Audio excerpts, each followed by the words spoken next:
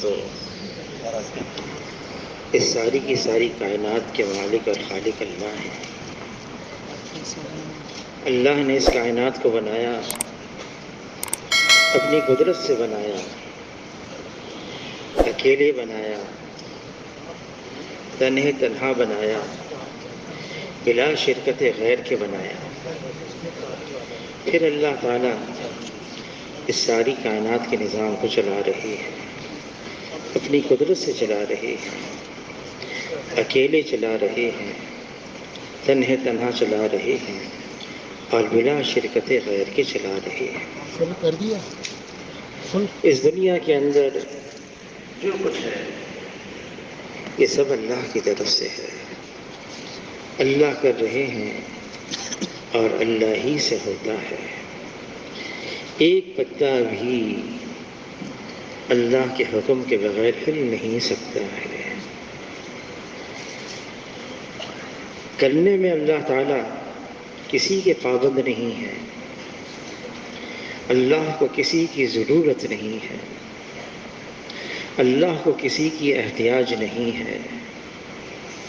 اللہ صمد ہیں، بے نیاز ہیں، اور اللہ کی بے نیازی کی کوئی حد اور کوئی انتہا نہیں ہے۔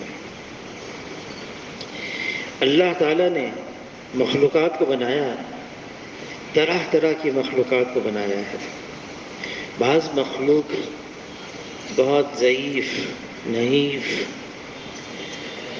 اتنی چھوٹی ہے کہ یہ انسان اپنی آنکھ سے بھی نہیں دیکھ سکتا، اور بعض مخلوق اللہ نے ظاہری اعتبار سے بڑی قوت والی، بڑی طاقتور، ظاہری شکل میں بڑی قداور، لیکن مخلوق ہے۔ جیسے مخلوق وجود میں آنے کے لیے اللہ کی محتاج ہے، ایسے ہی مخلوق استعمال ہونے میں بھی اللہ کی محتاج ہے۔ نفع اور نقصان صرف اللہ کے پاس ہے، اللہ کے قبضے میں ہے۔ اس ساری کائنات کا ذرہ ذرہ یہ اللہ کے حکم کے اندر جکڑا ہوا ہے۔ کوئی چیز اللہ کے اختیار سے باہر نہیں ہے، سب اللہ کے قابو میں ہے۔ حکم، مخلوق، سب چیزیں یہ اللہ کے قبضے قدرت میں ہے۔ ان تمام مخلوقات کے اندر اللہ تعالیٰ نے انسان کو سب سے افضل، سب سے اعلیٰ، سب سے اشرف بنایا ہے، اور یہ انسان اشرف المخلوقات ہے۔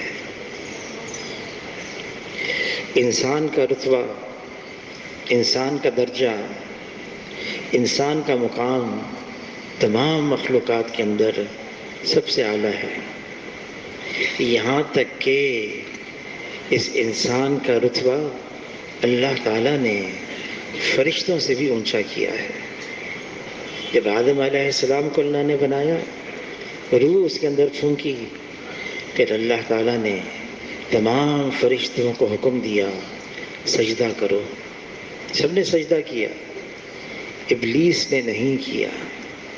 تو اللہ تعالیٰ نے پوچھا تم نے ایسے کو سجدہ نہیں کیا جس کو میں نے اپنے ہاتھ سے بنایا؟ فضیلت بتائی اس انسان کا مقام کیا ہے، اور ابلیس کا جواب کیا تھا کہ مجھے بنایا آگ سے، اس کو بنایا مٹی سے، آگ مٹی سے افضل ہے۔ لیکن اس بات کو بھول گیا کہ مقام، رتبہ، درجہ، عزت یہ تو اللہ کی طرف سے آتی ہے، حسب نسب کی وجہ سے نہیں ہے، پیدائش کیسے ہوئی اس پر نہیں ہے، بلکہ اللہ تعالیٰ جس کو چاہے رتبہ دے دے، مقام دے دے، درجہ دے دے۔ انسان کا مقام بہت اونچا ہے، لیکن اللہ تعالیٰ نے یہ بھی فرما دیا اپنے پاک کلام کے اندر، اگر یہ انسان اپنے انسانی صفات کو ضائع کر دے، انسانی کمالات کو کھو دے، نظر تو آئے گا انسان سر بھی ہے، دھڑ بھی ہے، سر کے اندر آنکھیں ہیں، کان ہیں، منہ ہے، ناک ہے، دھڑ کے اندر ہاتھ ہے، پاؤں ہیں، سب کچھ ہے، لیکن اللہ نے فرما دیا یہ جانور بلکہ جانور سے بھی بدتر ہے۔ کہاں اتنا اونچا رتبہ، اور کہاں انسان گر گیا تو جانوروں سے بھی بدتر ہو گیا۔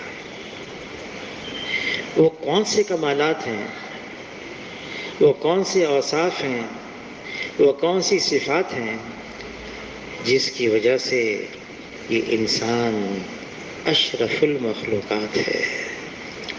اس میں سب سے پہلے یہ ہے ایمان۔ اللہ تعالیٰ نے ایمان کا خزانہ، ایمان کی دولت ایسے رکھی ہے جس کے ذریعے سے یہ انسان اشرف المخلوقات بن جاتا ہے۔ ایمان، لا الہ الا اللہ، یہ ایمان کا کلمہ ہے، اور یہ وہ کلمہ ہے جو لا سے شروع ہوتا ہے، نفی پہلے، انکار پہلے۔ لا، اللہ کے علاوہ جو کچھ ہے وہ اللہ کا غیر ہے، وہ اللہ کا ما سوا ہے، اور جو اللہ کا غیر ہے وہ اللہ کے بغیر کچھ کر نہیں سکتا ہے۔ لا الہ الا اللہ، الفاظ بہت قیمتی ہیں، بہت اہم ہیں، بہت ضروری ہیں۔ یہ کلمہ، صرف کلمہ اتنا وزنی ہے کہ اگر ساتوں زمین اور آسمان کے اوپر رکھ دیا جائے تو ساتوں زمین اور آسمان اس کلمے کے وزن سے دب جائیں۔ اتنا بھاری ہے یہ کلمہ، لیکن صرف الفاظ کے لیے کلمہ نہیں آیا۔ آدمی اپنی زبان سے اس کا اقرار کر لے، اس کا اظہار کر لے، اس کلمے کو بول لے، ضروری ہے، لیکن صرف اس کے لیے نہیں آیا۔ یہ کلمہ تو اس لیے آیا ہے انسانوں کے دلوں کے اندر پیوست ہو جائے، دلوں کے اندر یہ رچ بس جائے، یہ کلمہ دلوں کا حصہ بن جائے۔ حضور صلی اللہ علیہ وسلم فرماتے ہیں انسان کے جسم کے اندر ایک گوشت کا لوتھڑا ہے، یہ صحیح ہو گیا سارا بدن صحیح ہے، اور اگر یہ بگڑ گیا تو سارا بدن بگڑا ہوا ہے۔ فرمایا جان لو، سمجھ لو، خبردار، یہ گوشت کا لوتھڑا انسان کا دل ہے۔ دل بنا ہوا ہے، انسان بنا ہوا ہے، دل بگڑ جائے انسان بھی بگڑ جاتا ہے۔ یہ دل، یہ اللہ کی تجلی گاہ ہے، یہ زمین اللہ کو نہیں سما سکتی، آسمان اللہ کو نہیں سما سکتا، مومن کا دل ہے یہ اللہ کو سما سکتا ہے۔ لیکن کس دل میں؟ اللہ کے اندر کوئی کمی نہیں، اللہ تعالیٰ میں کوئی کجی نہیں، اللہ تعالیٰ میں کوئی نقص نہیں، اللہ تعالیٰ میں کوئی عیب نہیں، اللہ تعالیٰ یکتر ہر خرابی کمی سے پاک اور صاف ہے۔ اگر دل ناپاک ہے، اس میں گندگی ہے، اس میں مال ہے، اس میں نقشے ہیں، اس میں چیزیں ہیں، اس میں دنیا کی محبت ہے، اس میں انانیت ہے، اس میں نفسانیت ہے، اس میں شہوانیت ہے، دل ناپاک ہے، اس ناپاک دل کے اندر اللہ نہیں آئیں گے۔ اس لیے اس کلمے کو پہلے لا سے شروع کیا ہے۔ لا، انکار، نفی، نہیں، اللہ کے علاوہ جو کچھ ہے پہلے اس کو اس دل سے نکالنا ہوگا، اور اللہ کے غیر کو اس دل سے نکالنے کے لیے انبیاء علیہ السلام کو سب سے زیادہ وقت اور سب سے زیادہ قوت استعمال کرنی پڑی۔ سارے انبیاء علیہ السلام کو، انبیاء علیہ السلام تو آئی اسی لیے، انسانیت پر محنت کرنے کے لیے، انسانیت کو اجاگر کرنے کے لیے، انسان کو انسان بنانے کے لیے ان کی محنت کا میدان انسان ہوا کرتے تھے۔ ہر نبی نے آ کر محنت کی انسانوں پر، اور ہر نبی کی آواز یہ تھی، ہر نبی کی پکار یہ تھی، یا ایھا الناس قولوا لا الہ الا اللہ تفلحوا، اے انسانوں لا الہ الا اللہ کا اقرار کر لو، کامیاب ہو جاؤ گے۔ اللہ کا غیر، اللہ کے علاوہ جو کچھ ہے وہ دل سے نکل جائے، میں ہوں اور اللہ ہو اور درمیان میں کچھ اور نہ ہو۔ اگر دل ناپاک ہے، مال، نقشے، دنیا کیا ہے؟ ہر اس بات کا، ہر اس چیز کا نام دنیا ہے جو بندے اور اللہ کے درمیان حائل ہو جائے۔ حضور صلی اللہ علیہ وسلم خبردار کر رہے ہیں اپنی ساری امت کو، اس دنیا سے بچو، یہ ہاروت اور ماروت سے زیادہ جادو کرنے والی ہے۔ فرمایا دنیا اس کا گھر ہے جس کا آخرت میں کوئی گھر نہیں، دنیا اس کا مال ہے جس کا آخرت میں کوئی مال نہیں، اور دنیا کے لیے وہ جمع کرے جس میں ذرا بھی عقل نہیں۔ دنیا کی محبت ہر خطا کی جڑ ہے، جو دنیا کے پیچھے جاتا ہے مقصود اس کا صرف دنیا ہوتا ہے، یہ بھی جانور پن ہے۔ فرمایا دنیا جیفۃ وطالبھا کلاب، یہ تو جانور پن ہے، مال کے پیچھے جانا، دنیا کے پیچھے جانا۔ حضور صلی اللہ علیہ وسلم امت کو ترغیب دے رہے ہیں، دنیا میں ایسے رہو جیسے مسافر، بلکہ راہ چلتا ہوا مسافر۔ وصال سے چند دن پہلے ساری امت کو وصیت کی، مجھے اپنی امت پر فقر اور فاقے کا ڈر نہیں، مجھے اپنی امت پر دنیا کی فراوانی کا ڈر ہے۔ حضور صلی اللہ علیہ وسلم ساری امت کو خبردار کر رہے ہیں، وقت آئے گا میری امت پر جیسے بھوکے کھانے پہ ٹوٹ پڑتے ہیں، غیر میری امت پہ ٹوٹ پڑیں گے۔ صحابہ کرام حیرت سے، اے اللہ کے رسول، کیا مسلمان اس وقت تعداد میں تھوڑے رہ جائیں گے؟ فرمایا نہیں، تعداد میں ہوں گے بہت زیادہ، تعداد میں ہوں گے بہت زیادہ، لیکن ان کی حیثیت سمندر کے جھاگ کی طرح ہو جائے گی۔ سمندر کی لہریں کنارے پر آتی ہیں، اور جب کناروں پر آتی ہیں لہریں جھاگ بن جاتی ہیں، پھر دوسری لہر پیچھے آتی ہے، اس جھاگ جو سمندر کی جھاگ بن گئی اس کو اس جانب لے جاتی ہے، پھر اور لہر آتی ہے وہاں سے یہاں جھاگ کو لے جاتی ہے۔ وہ سمندر کی جھاگ سمندر کی لہروں کے رحم و کرم پر ہوتی ہے۔ صحابہ کرام نے عرض کیا، اے اللہ کے رسول ایسا کیوں ہوگا؟ فرمایا ان کے اندر وہن کی بیماری عام ہو جائے گی۔ عرض کیا وہن کی بیماری کیا ہے؟ فرمایا حب الدنیا و کراہیت الموت، دنیا کی محبت اور موت سے کراہیت۔ جب یہ مرض امت کے اندر عام ہو جائے گا، امت غیروں کا مقابلہ کر نہیں سکتی۔ دنیا کی محبت، جس اللہ نے اس دنیا کو بنایا ہے وہ اللہ اپنے کلام میں فرما رہا ہے یہ دنیا لاہ و لعب ہے، کھیل تماشا ہے، اور حضور صلی اللہ علیہ وسلم مخبر صادق ہیں، سچی باتیں بتانے والے ہیں۔ وہ فرما رہے ہیں یہ دنیا دار الغرور ہے، دھوکے کی جگہ ہے۔ دنیا دار الغرور ہے، دھوکے کی جگہ ہے۔ جناب رسول اللہ صلی اللہ علیہ وسلم سید ولد آدم ہیں، سید الاولین ہیں، سید الآخرین ہیں۔ جناب رسول اللہ صلی اللہ علیہ وسلم امام الانبیاء ہیں۔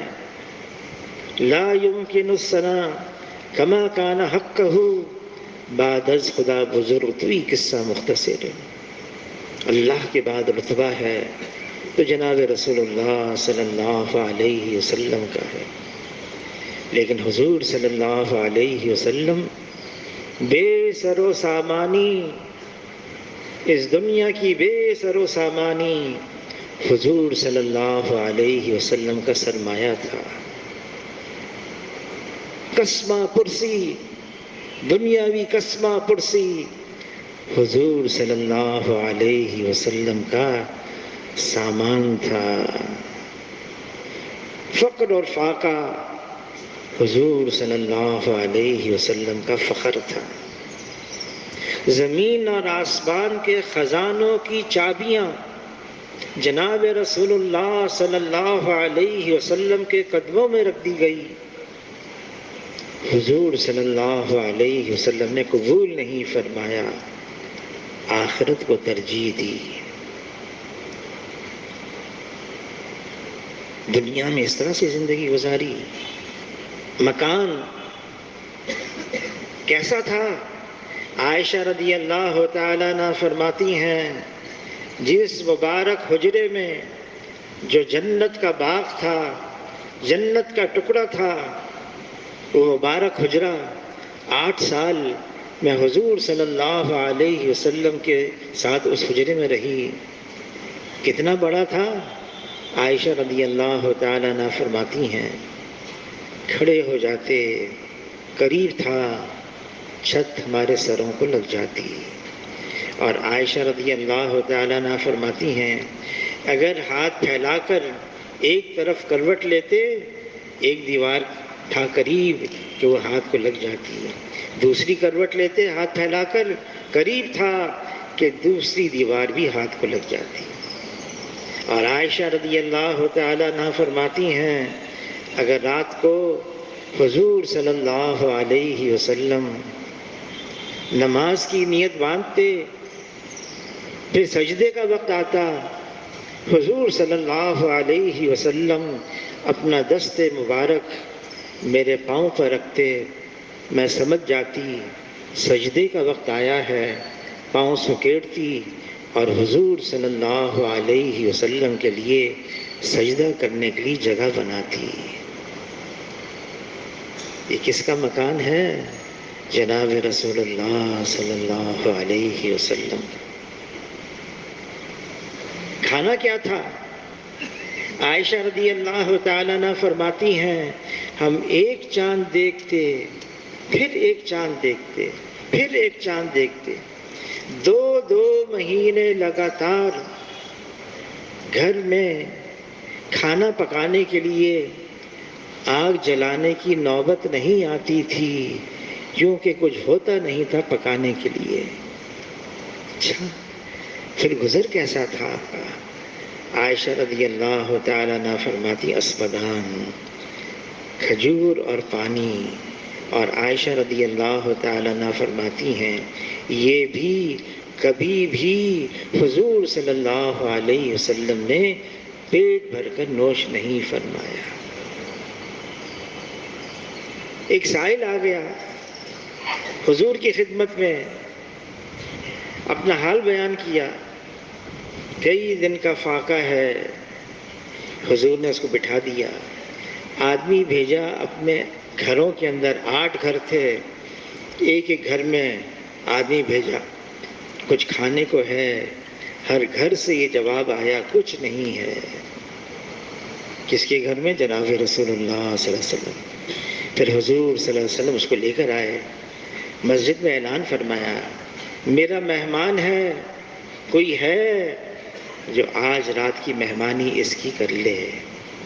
ایک انصاری نے عرض کیا، اے اللہ کے رسول، اتنا مجمع صحابہ کا، اس میں سے ایک انصاری نے کہا، اے اللہ کے رسول، میں آپ کے مہمان کو اپنے گھر لے جاؤں گا اور اس کی مہمانی کروں گا۔ حضور صلی اللہ علیہ وسلم کے مہمان کو گھر لے آئے، بٹھایا، اندر جا کے بیوی سے پوچھا کھانے کو ہے؟ بیوی نے کہا اتنا ہی ہے، بچے کھا سکیں بس۔ انصاری صحابی نے یوں کہا، بچوں کو بہلا کر پھسلا کر سلا دو، جو کچھ ہے کھانے کا وہ سب مہمان کے آگے رکھ دو، پھر چراغ کو صحیح کرنے کے بہانے سے تم اس کو بجھا دینا، اور ہم بیٹھے رہیں گے، ہاتھ بھی چلائیں گے، منہ بھی چلائیں گے، مہمان سمجھے گا کہ میزبان کھا رہے ہیں، اس کا پیٹ بھر جائے گا، اور فرمایا دیکھو کچھ نہ رکھنا پیچھے، جو کچھ ہے سب مہمان کے آگے رکھ دینا۔ ایسا ہی کیا۔ اگلے دن حضور کی خدمت میں حاضر ہوئے۔ حضور صلی اللہ علیہ وسلم نے فرمایا، ہمارے رات کا عمل اللہ کو بہت پسند آیا، خود حاجت مند ہیں، خود ضرورت مند ہیں، لیکن اپنی ضرورت کے مقابلے میں دوسرے کی ضرورت کو ترجیح دیتے ہیں۔ یہ انسانی کمال ہے۔ یہ کون ایسا کرتا ہے؟ جس کے اندر ایمان ہوگا، اللہ کا قرب ہوگا، اللہ کا تعلق ہوگا، اللہ کی جس کو معرفت حاصل ہوگی،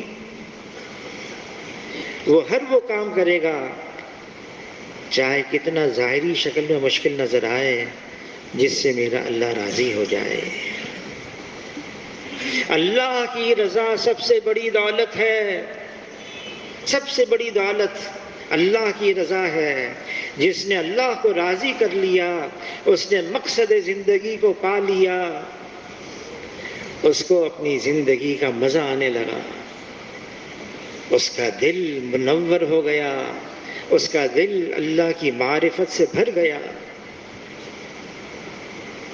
اس نے اللہ کا قرب حاصل کر لیا۔ یہ ایمان، یہ ایک سطح پر نہیں رہتا، یہ ایمان کبھی گھٹتا بھی ہے، کبھی بڑھتا بھی ہے۔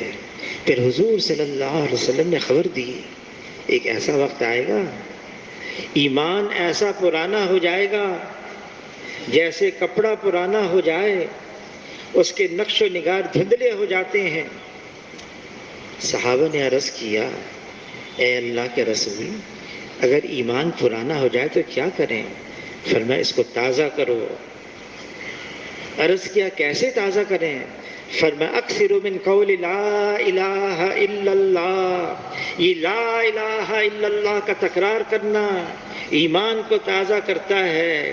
لا الہ الا اللہ، وہ اللہ ہے جو سارے جہانوں کا مالک اور خالق ہے، وہ اللہ ہے جو ایک ہے، اکیلا ہے، یکتا ہے، تنہا ہے، اللہ کا کوئی ساتھی نہیں، اللہ کا کوئی ثانی نہیں، اللہ کا کوئی سانجی نہیں، اللہ کا کوئی متوازی نہیں، اللہ جیسا کوئی نہیں، وہ وحدہ لا شریک لہ ہے۔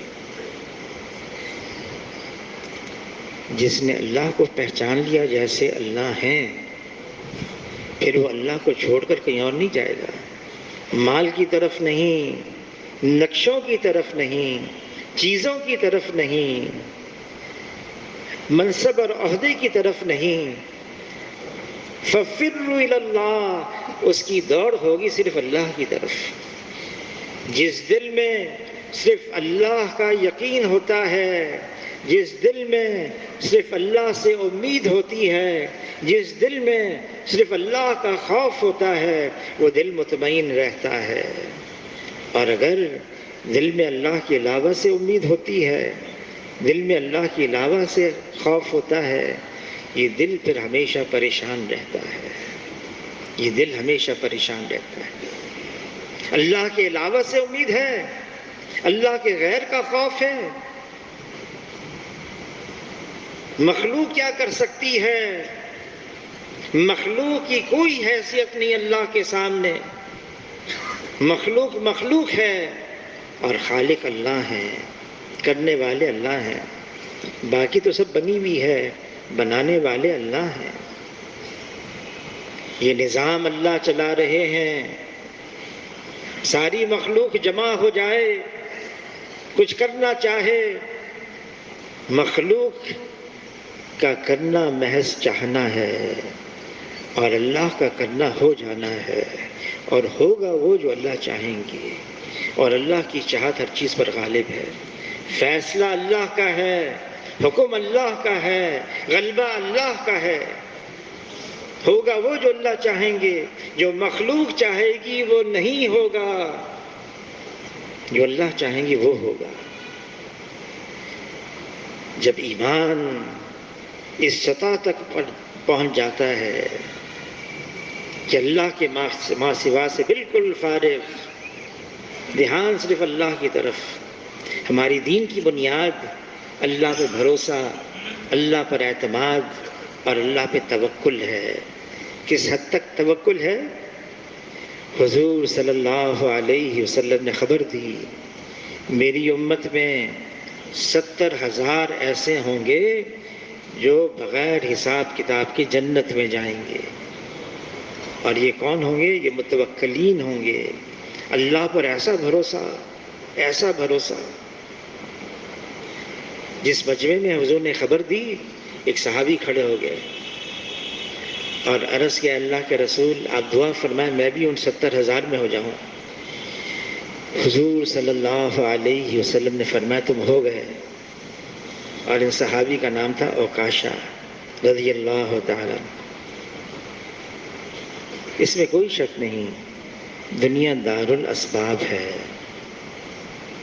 ہمیں کہا بھی گیا ہے سبب اختیار کرو.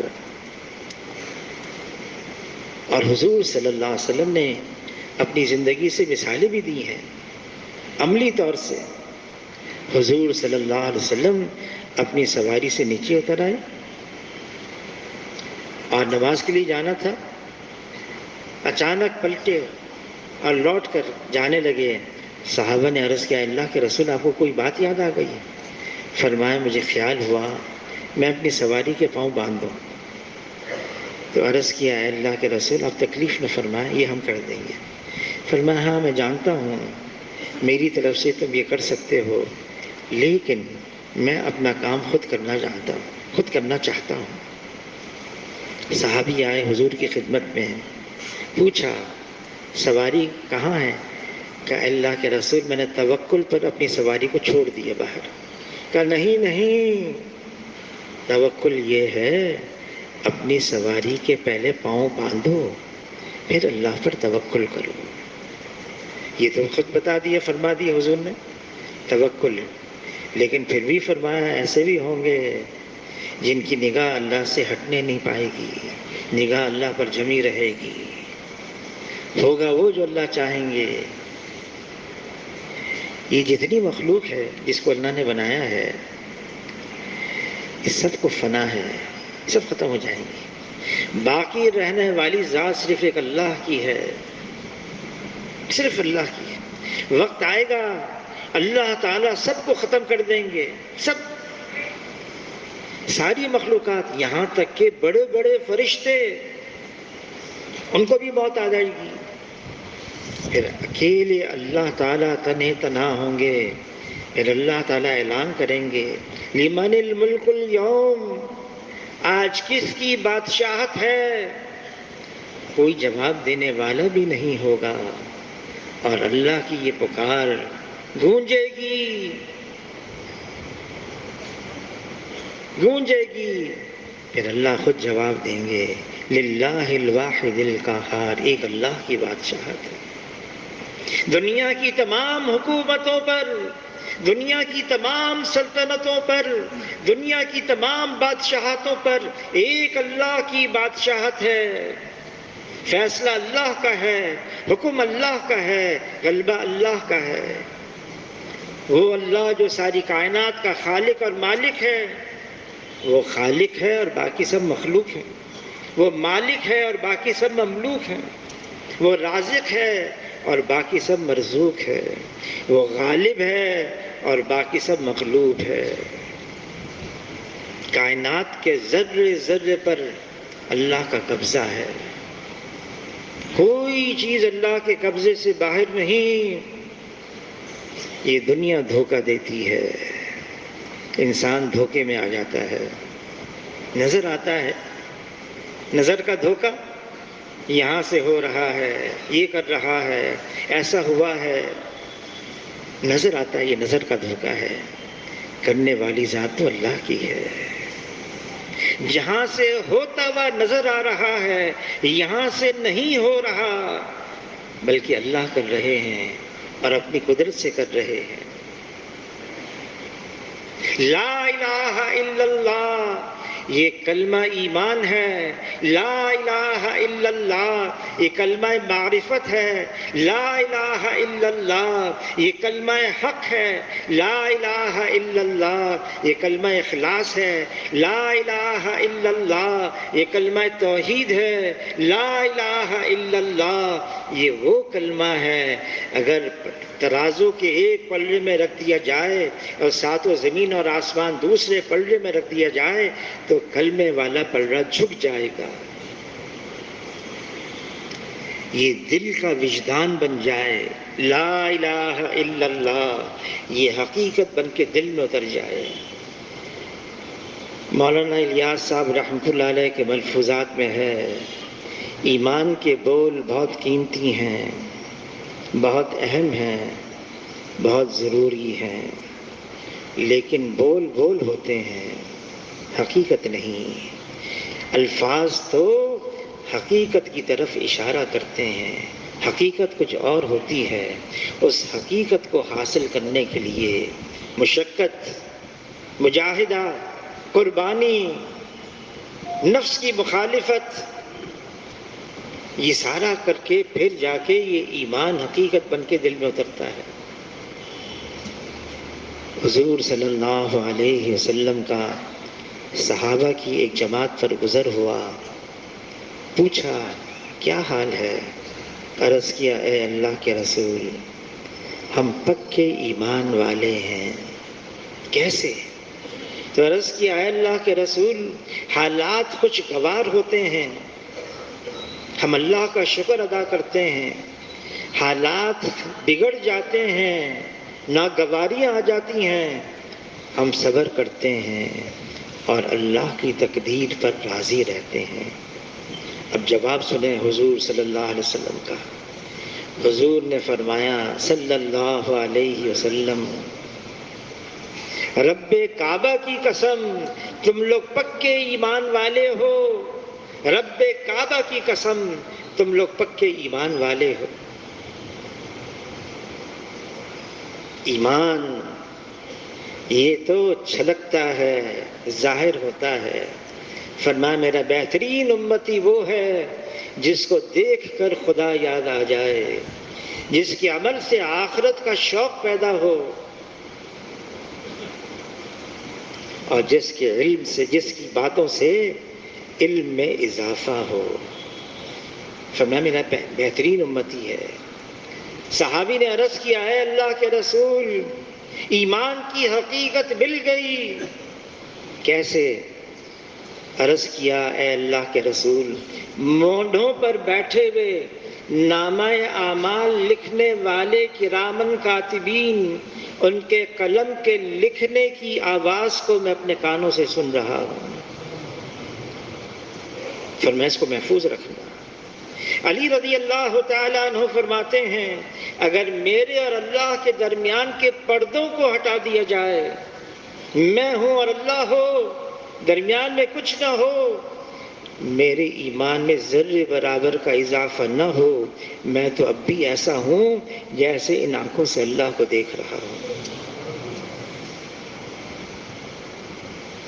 اللہ تعالیٰ کا مطالبہ ہم سب سے یہ ہے، ایمان لے آؤ، ایسا ایمان لے آؤ جیسے وہ لے کر آئے تھے صحابہ۔ ایمان، غیب کا منظر ان کے سامنے آ گیا، اپنی آنکھوں سے غیب کا منظر دیکھ رہے تھے۔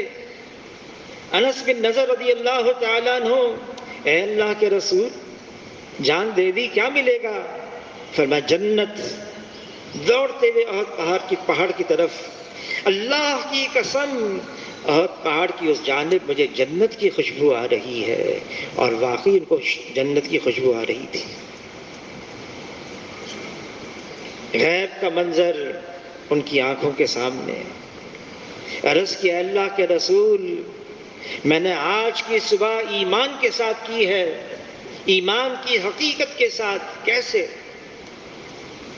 عرض کیا میرا تو یہ حال بن گیا ہے، میں دن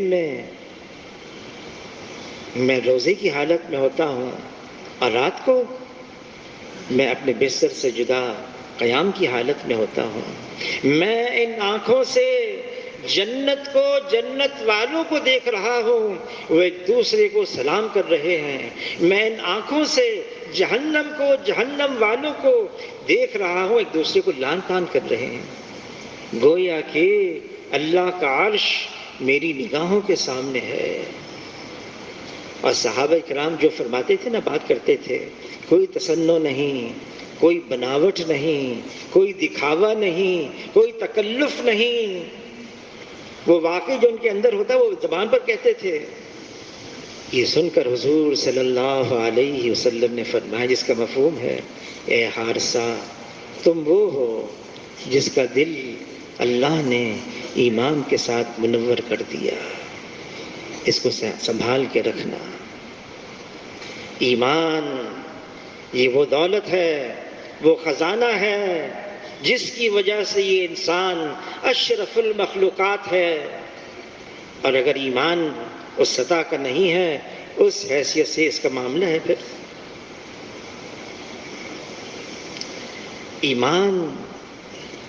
ایمان سوز کیا چیزیں ہیں، ایمان کے خلاف کیا چیزیں ہیں؟ یہ دنیا ہے، دنیا کی محبت، دنیا کی لالچ، مالدار بننے کا جذبہ، مالدار بن جاؤں میں، عہدے دار بن جاؤں میں، لوگ مجھے جھک کر سلام کریں، میری تعظیم کریں، حب مال، حب جاہ، ایسی خطرناک چیزیں ہیں۔ صحابہ کرام ایسا دین پر چلنے والے تھے، یہ تو بات ان کے اندر ختم ہو گئی تھی، کچھ تھا ہی نہیں ان کے اندر۔ اگر ان کے پاس مال بھی آتا، اگر ان کے پاس کوئی منصب بھی آتا، عاجزی، انکساری، کچھ بھی نہیں۔ ابو بکر رضی اللہ تعالی عنہ خلیفہ وقت بن گئے۔ پہلا دن ہے، پہلا دن، شام ہو گئی، لوٹ کر جا رہے ہیں اپنے گھر کی طرف۔ محلے کی بچیاں جمع ہیں اور گفتگو کر رہی ہیں، اور ابو بکر رضی اللہ تعالیٰ عنہ نے ان کی گفتگو سنی۔ بچیاں یوں کہہ رہی تھیں، ابو بکر تو بن گئے خلیفہ، اب ہماری بکریوں کا دودھ کون نکالے گا؟ جب ابو بکر رضی اللہ تعالیٰ نے یہ سنا، فوراً فرمایا، پہلے بھی ابو بکر نکالتا تھا اور ابھی بھی ابو بکر نکالے گا۔ بچیوں سے کہا، لاؤ بکریاں اپنی جمع کرو، اور جو بچی اپنی بکری لاتی سامنے، ابو بکر خلیفہ وقت بن گئے، اس بچی سے پوچھتے ہیں، بتاؤ تمہیں جھاگ والا دودھ پسند ہے یا بغیر جھاگ والا پسند ہے؟ بچی نے کہہ دیا، مجھے جھاگ والا دودھ پسند ہے۔ زور لگاتے ابو بکر رضی اللہ تعالیٰ عنہ، زور لگاتے، جھاگ بناتے، پھر پوچھتے، اس بچی سے پوچھتے، میں نے صحیح کام کیا؟ بچی کہتی ہاں۔ دوسری بچی کو بلاتے، اس کی بکری کا دودھ نکالتے، پوچھتے پہلے، تمہیں جھاگ والا پسند ہے بغیر جھاگ والا؟ وہ بچی کہتی مجھے تو بغیر جھاگ کا پسند ہے۔ زور کم لگاتے، جھاگ نہیں بناتے، پھر پوچھتے، اس بچی سے میں نے صحیح کام کیا؟ بچی کہتی ہاں۔ کون ہے؟ ابو بکر رضی اللہ تعالیٰ عنہ، جن کے بارے میں حضور صلی اللہ علیہ وسلم فرما گئے میں تمام کے احسانات کا بدلہ دے چکا ہوں۔ ابو بکر رضی اللہ تعالیٰ عنہ کے احسانات کا بدلہ اللہ تعالیٰ حشر کے میدان میں میری طرف سے خود عطا فرمائیں گے۔ دو اشخاص ہیں صرف انبیاء علیہ السلام کے علاوہ، انبیاء علیہ السلام کے علاوہ دو اشخاص جن پر اللہ تعالیٰ نے جبرائیل علیہ السلام کے ذریعے سے سلام بھجوایا ہے۔ ایک خدیجہ رضی اللہ تعالیٰ عنہ ہیں اور ایک ابو بکر رضی اللہ تعالیٰ عنہ۔ عمر رضی اللہ تعالیٰ عنہ خلیفہ وقت ہیں، 12 مربع میل علاقہ روزانہ ان کی رعایا میں داخل ہو رہا ہے۔ مورخین کہتے ہیں یہ رفتار 50 سال تک ہوتی، اس زمین پر صرف اسلام ہوتا اور اس کے علاوہ کوئی اور مذہب نہ ہوتا۔ لیکن عمر رضی اللہ تعالیٰ عنہ جمعہ کی نماز پڑھانے کے لیے تشریف لائے، تاخیر ہو گئی، دیر ہو گئی، سب سے پہلے معذرت کی اور جب وجہ بتائی دیر ہونے کی، ایک جبہ ہے ہر جمعے کے دن دھوتا ہوں، یہ خشک ہوتا ہے، پھر پہنتا ہوں، پھر جمعہ پڑھانے کے لیے آتا ہوں، حسب معمول میں نے اس کو دھویا، لیکن خشک ہونے میں اس کو دیر لگ گئی، مجھے بھی دیر لگ گئی، اور خطبہ دینے کے لیے ممبر پر چڑھے۔ عمر رضی اللہ تعالیٰ عنہ جو سامنے بیٹھا ہوا تھا، اس نے پیوند گننا شروع کر دیے جو جھبے پر تھے۔ 12 تھے پیوند اور ایک پیوند چمڑے کا تھا۔ کون ہے عمر رضی اللہ تعالیٰ عنہ؟ مکران سے لے کر مشرق، مکران سے لے کر اور مغرب، پورا شمالی افریقہ، بحر اوقیانوس تک، شمال میں پورا ترکستان، جنوب میں افریقہ ان کی رعایا میں داخل ہو چکا تھا عمر رضی اللہ تعالیٰ عنہ کے۔ لیکن ان کا حال یہ ہے، کیا ہے؟ کوئی طلب نہیں، کچھ نہیں چاہتے ہیں، ہمیں تو صرف اللہ کی رضا چاہیے اور کچھ نہیں چاہیے۔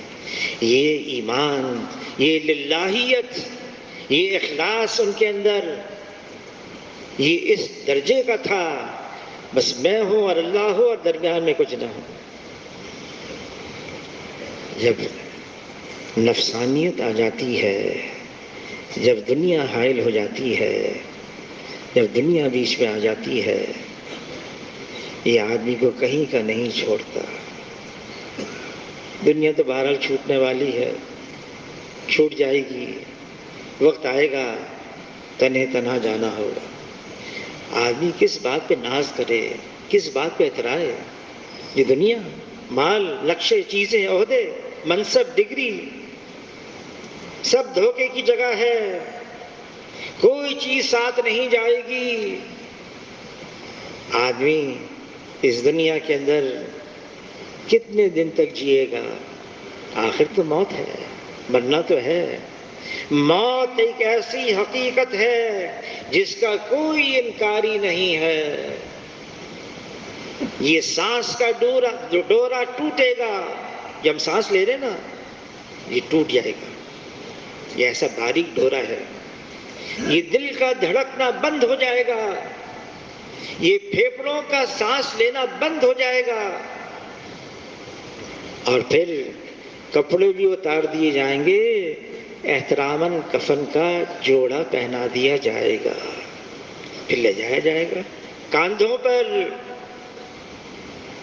موت آ رہی ہے، حضور صلی اللہ علیہ وسلم ترغیب دے رہے ہیں، حازم اللذات، لذتوں کو توڑ دینے والی چیز موت کو کثرت سے یاد کرو۔ لیکن کیا کریں؟ دنیا کی مشغولیت، دنیا کی مصروفیت، دنیا کا انہماک، اس نے ہمیں غافل کر دیا، بھلا دیا کہ موت آ رہی ہے۔ اور کب آئی؟ وہ کون ہے جو بتا سکتا ہے یہ رات بھی میرے پاس ہے، کون ہے؟ ایک لمحے کا اعتبار نہیں، اس دنیا کی زندگی کا بھروسہ نہیں، ایک لمحے کا بھی۔ حضور صلی اللہ علیہ وسلم نے پوچھا بتاؤ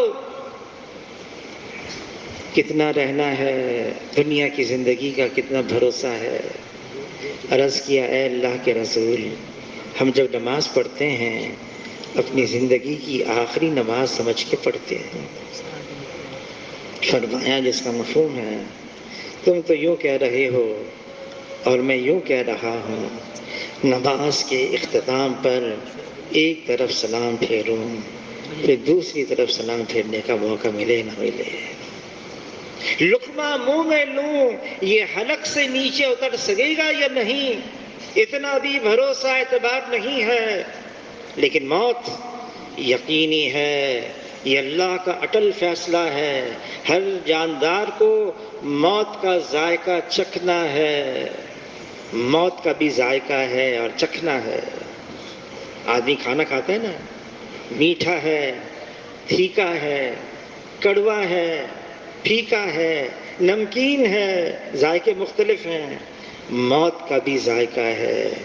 علی رضی اللہ تعالیٰ عنہ سے پوچھا موت کا کیا ذائقہ ہے؟ علی رضی اللہ تعالیٰ عنہ نے فرمایا 300 تلواروں کی کاٹ، اس کی تکلیف 300 تلواروں کی کاٹ کی تکلیف بیک وقت ایک بدن میں، یہ تکلیف کم ہے اور موت کی تکلیف زیادہ ہے۔ عائشہ رضی اللہ تعالیٰ عنہ فرماتی ہیں حضور صلی اللہ علیہ وسلم دنیا سے پردہ فرما رہے ہیں، پانی کا پیالہ قریب میں رکھا ہوا ہے، حضور صلی اللہ علیہ وسلم اپنا دست مبارک اس پانی میں ڈالتے ہیں، چہرے پر ملتے ہیں اور یوں فرماتے ہیں اے اللہ موت کی تکلیف کو آسان فرما۔ یہ امت کو بتا رہے ہیں، سبق دے رہے ہیں، یہ موت اس کی تکلیف ہے۔ جب 2/3 رات گزر جاتی، حضور صلی اللہ علیہ وسلم رات کو مسجد میں آتے، صحابہ کا مجمع، وہ مجمع جو رات کو اللہ سے مناجات کے لیے جمع ہوا ہے، اللہ سے دعائیں کرنے کے لیے جمع ہے، جو قرآن پاک کی تلاوت کے لیے جمع ہے، جو دعائیں مانگنے کے لیے جمع ہے، جو استغفار کرنے کے لیے جمع ہے، ان میں سب سے پہلے حضور صلی اللہ علیہ وسلم اعلان فرماتے لوگو اللہ کو یاد کرو، لوگو اللہ کو یاد کرو کہ قیامت کا زلزلہ اور سور پھونکنے کا وقت آ رہا ہے اور موت اپنی ساری سختی سمیت آ رہی ہے، موت اپنی ساری سختی سمیت آ رہی ہے۔ جناب رسول اللہ صلی اللہ علیہ وسلم نے فرمایا جتنا تمہیں موت کے بارے میں پتہ ہے نا، اگر جانوروں کو پتہ چل جاتا تمہیں کوئی فربہ جانور نہ ملتا ذبح کرنے کے لیے، سب اس غم کے اندر دبلے ہو جاتے، پتلے ہو جاتے۔ موت آ رہی ہے، کب کچھ پتہ نہیں، لیکن آ رہی ہے۔ اس لیے حضور صلی اللہ علیہ وسلم فرماتے ہیں عقل مند ہے وہ انسان جو موت کو کثرت سے یاد رکھے اور موت سے پہلے موت کی تیاری کر لے۔ فرمائے عقل مندی کی بات یہ ہے موت کو یاد رکھنا۔ عائشہ رضی اللہ تعالی نے عرض کیا اے اللہ کے رسول میدان میں جان دیے بغیر شہادت مل سکتی ہے؟ فرمایا ہاں، جو روزانہ موت کو 20 مرتبہ 25 مرتبہ ان الفاظ سے یاد کرے اللہم بارک لی فی الموت وفی ما بعد الموت، اللہم بارک لی فی الموت وفی ما بعد الموت، جو روزانہ 20 مرتبہ 25 مرتبہ ان الفاظ سے موت کو یاد کرے، جب موت آئے گی تو شہادت کی موت ہوگی۔ جنازہ لایا گیا، صحابہ بڑی تعریفیں کر رہے تھے، یہ اس قدر عبادت گزار تھا، اتنی عبادت کرتا تھا، حضور صلی اللہ علیہ وسلم جب صحابہ خاموش ہو گئے پوچھا یہ بتاؤ یہ کتنا موت کو یاد کرتا تھا؟ تو عرض کیا صحابہ نے اس کے بارے میں تو ہمیں علم نہیں، فرمایا جس کا مفہوم ہے پھر یہ اس درجے کو نہیں پہنچے گا جس درجے کا تم سمجھ رہے ہو۔ یہ دنیا کی خباثت کی ایک اور بات یہ ہے، یہ موت سے غافل کر دیتی ہے، موت کو بھلا دیتی ہے۔ آدمی غفلت میں زندگی گزارتا ہے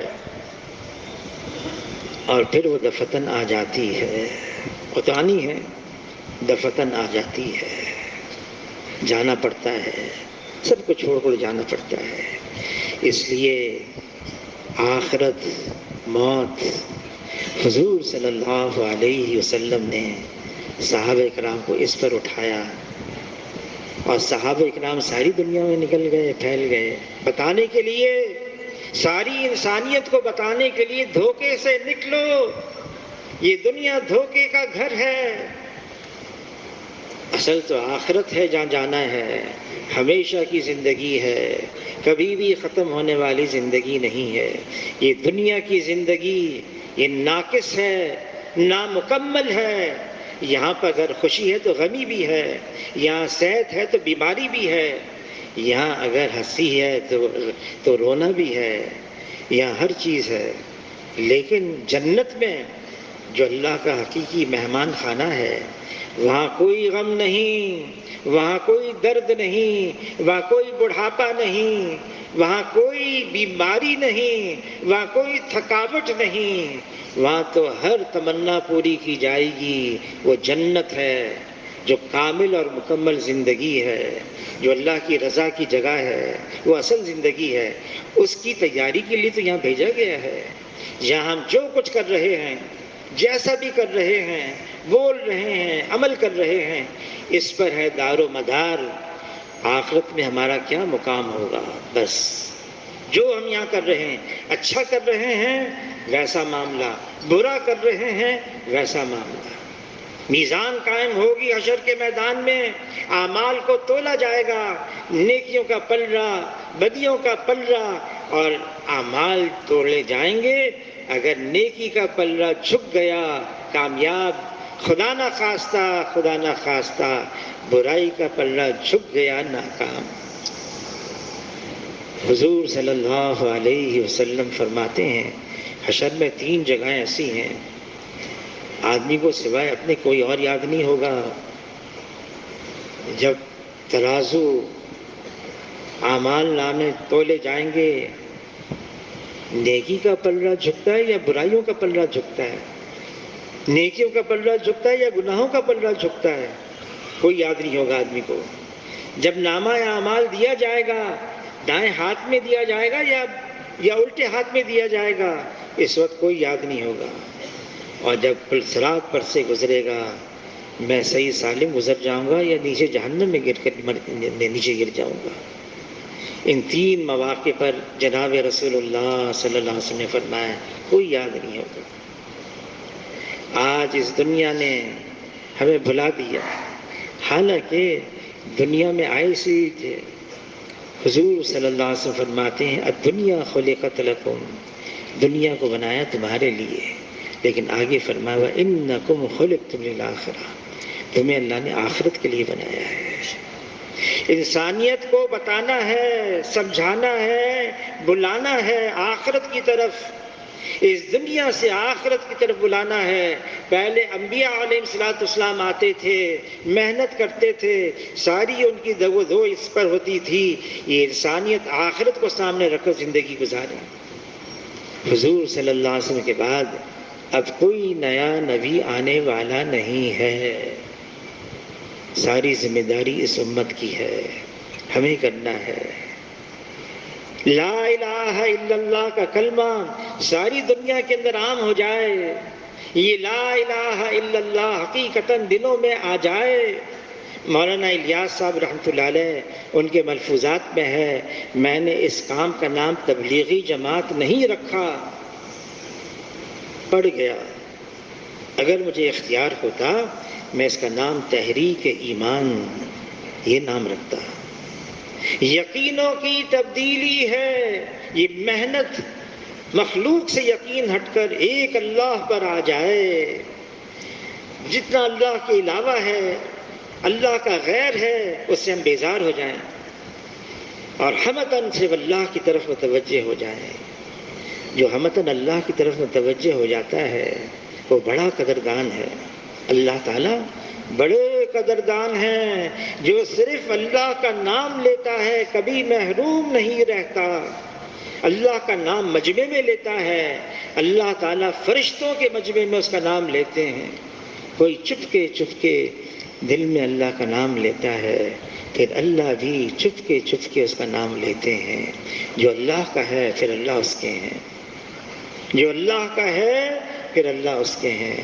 جو اللہ کی طرف ایک بالش بڑھتا ہے، اللہ ایک ہاتھ اس کی طرف بڑھتے ہیں. کوئی ایک ہاتھ اللہ کی طرف بڑھتا ہے، اللہ دو ہاتھ اس کی طرف بڑھتے ہیں. کوئی چل کر آتا ہے، اللہ کی رحمت دوڑ کر اس کو تھام لیتی ہے. بڑا قدردان ہے وہ. کسی کی محنت کو اللہ ضائع نہیں فرماتے. ہمتاً جو اللہ کی طرف متوجہ ہو جاتا ہے پھر اللہ بھی اس کو مایوس نہیں فرماتے. اللہ تعالیٰ کلام پاک میں فرما رہے ہیں الیس اللہ بکاف عبدا، کیا میں بندے کے لیے کافی نہیں ہوں؟ اللہ ہمارے لیے کافی ہے. وہی ہمارا پالن ہار ہے، وہی ہمارا پروردگار ہے، وہی ہمارا حاجت روا ہے، وہی ہمارا مشکل کشا ہے، وہی ہے جو ہماری مشکلات میں آسانیاں پیدا فرماتا ہے. وہ اللہ ہے. اللہ نے اپنے خزانے بنائے لا محدود لا زوال ہمارے لیے بنائے.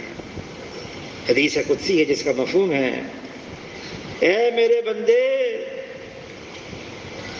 تم میں سے اول، تم میں سے آخر، تم میں سے انس، تم میں سے جن، سب جمع ہو جائیں ایک میدان میں اور مجھ سے مانگنا شروع کر دیں اور میں سب کی مانگ کو پورا کر دوں.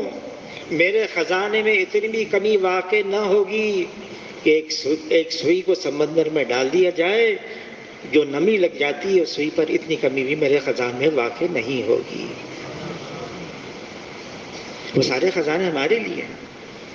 جو اللہ کی طرف متوجہ ہو جاتا ہے ہمتاً، پھر اللہ بھی اس کی ساری ضروریات کو اپنے فضل سے، اپنے کرم سے، اپنی قدرت سے ایسا پورا فرماتے ہیں اس کو وہم و گمان بھی نہیں ہوتا.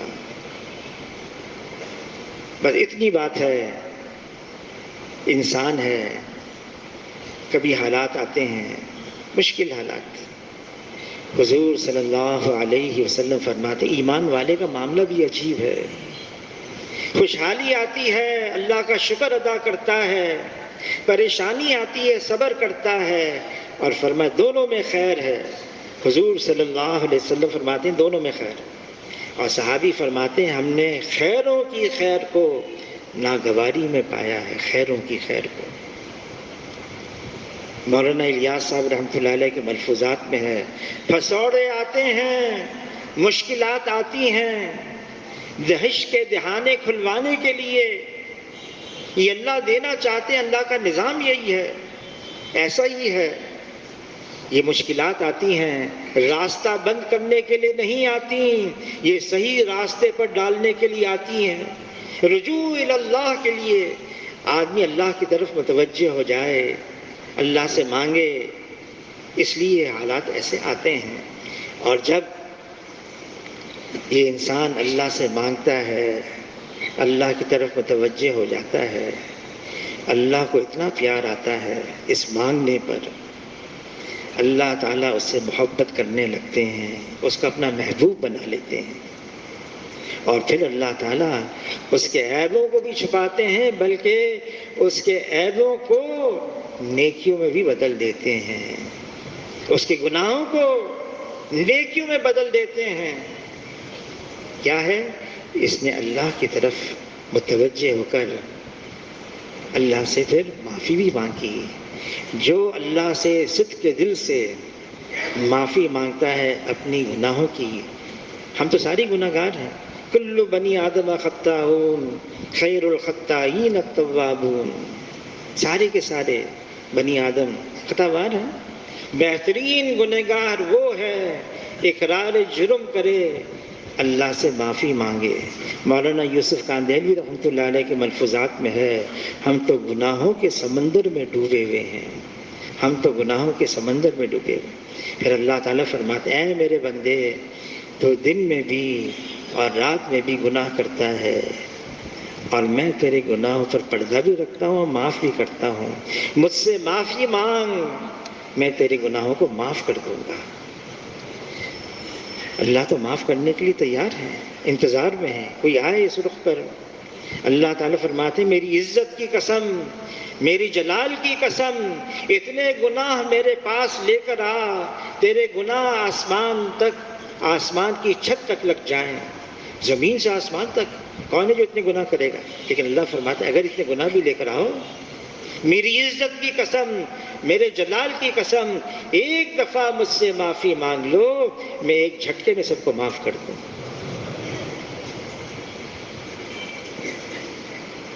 حالات بدل جائیں گے، ہم اللہ سے معافی مانگیں، استغفار کریں، توبہ کریں۔ جو استغفار کو لازم قرار دیتا ہے، اللہ تعالیٰ ہر ضیق سے، ہر تنگی سے، ہر ہم سے، ہر غم سے راہیں نکالتے ہیں، اور ایسی جگہ سے روزی عطا فرماتے ہیں جہاں سے وہم و گمان بھی نہیں ہوتا۔ امت کو استغفار پر لانا ہے۔ حاجی صاحب، حاجی عبدالوہاب صاحب رحمۃ اللہ علیہ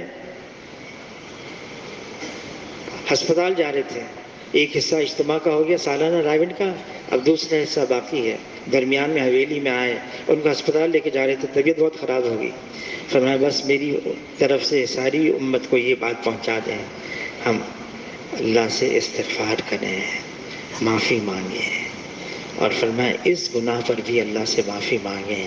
اے اللہ، ایک ذمہ داری تھی بحیثیت حضور کے امت کے، امتی ہونے کی حیثیت سے ایک ذمہ داری تھی، اس میں بھی بڑی کوتاہی ہوئی، بڑی غفلت ہوئی، اے اللہ اس گناہ کو بھی معاف فرما، اور ساری امت کے گناہ کو معاف فرما کر ساری امت کو دوبارہ دین کی عالی محنت کے لیے قبول فرما لے۔ فرمائیے بھی یہ امت ہے، یہ امت آئی تو سب سے آخر میں ہے، لیکن سب سے پہلے جنت میں جائے گی۔ یہ امت ہے، اس امت کو ایک ذمہ داری دی ہے، فرمائیے بہترین امت ہے، کنتم خیر امت اخرجت للناس، انسانوں کی بھلائی اور خیرخواہی کی طرف نکالی گئی ہے یہ امت، یہ انسانیت کو راستہ بتاتی ہے، یہ غلط ہے، یہ صحیح ہے، غلط سے اجتناب کرنا ہے، صحیح کو اختیار کرنا ہے، حضور صلی اللہ علیہ وسلم کے راستے پر چلنا ہے، یہ امت کو بتانا سمجھانا ہے، یہ ہماری ذمہ داری ہے، ہمارا کام ہے۔ صحابہ کرام نے ایسا کام کیا ہے، امت کی گاڑی کو ایسا دھکا لگایا، یہ امت کی گاڑی اب تک چل رہی ہے، یہ صحابہ کرام کی قربانیاں، ان کی محنت، ان کی کاوشوں کا نتیجہ ہے۔ محنت کی انہوں نے، ساری دنیا میں پھیل گئے، آج اس وقت دنیا کے اندر ہر پانچواں شخص وہ ہے جو کہتا ہے میں مسلمان ہوں اور میں حضور صلی اللہ علیہ وسلم کا امتی ہوں، یہ صحابہ اکرام کی محنت کا نتیجہ ہے۔ یہ کام ہمارے ذمہ بھی ہے، ہمیں بھی کرنا ہے۔ وہ تو نکل گئے اللہ کے راستے میں جان دینے کے لیے، واپس لوٹ کر نہیں آئے، جہاں گئے وہاں کی قبریں بنی۔ ہمارے لیے آسانی ہے، ہم کچھ اوقات کے لیے اللہ کے راستے میں نکل جائیں، سال کے لیے، 7 ماہ کے لیے، 4 مہینے کے لیے، 40 دن کے لیے، ہر سال 4 مہینے کے لیے اللہ کے راستے میں نکل جائیں، محنت کریں، کوشش کریں، اور واپس لوٹ کر اپنے اپنے مقام پر آ کے محنت کر لیں، مقامی کام۔ تو اب اس کے لیے بتائیں کون کون ساتھی 4 مہینے کے لیے اور ملکوں کے لیے، اندرون ملک کے لیے تیار ہیں؟ نام لکھائیں جی۔